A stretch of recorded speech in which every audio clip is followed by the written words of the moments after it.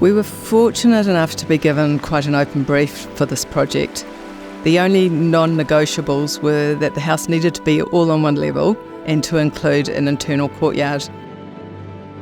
Our response was to use the estuary to inform our design. The stationary objects within the estuary, the sandbanks, the poles, the things like that, what happened around those spaces, and it's sort of a strong conceptual idea that we could grab onto.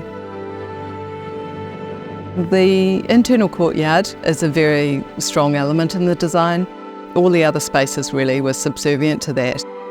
The estuary helped us, showing us how those spaces could be connected and really flow around that central element. The curving brick walls help this feeling of solidity and balance the fluid spaces that exist in and around them. Some of them face forwards and radiated out to the estuary, some face backwards towards the road. You have this curved wall towards the street, which gives you some idea of what's going on in the house, but really you have to wait to get inside to sort of figure out what's going on. We chose the brick based on the beautiful soft sandy colour of the dunes. The cedar weatherboards were that dark sort of bark colour came from the pōhutukawa trees which lined the estuary.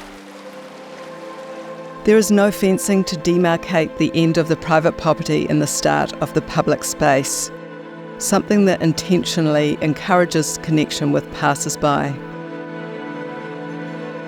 The thing I like about this house is I feel like we had a chance to take a strong conceptual idea of the estuary and the idea of flow.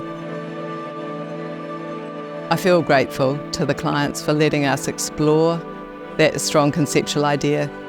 And we think that's really come through in the result that we've got.